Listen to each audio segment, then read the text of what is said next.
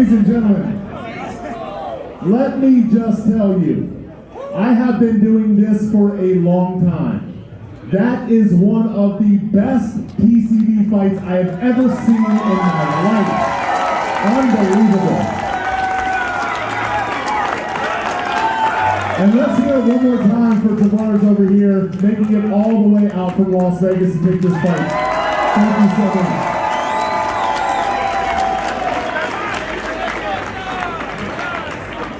I wish we could have kept that fight going all night, but we do have to go through the judges' scorecards for a decision. Judge 1 scores about 49-46, Judge 2 scores about 48-47, and Judge 3 scores about 49-46, all in favor of your winner by unanimous decision. And still,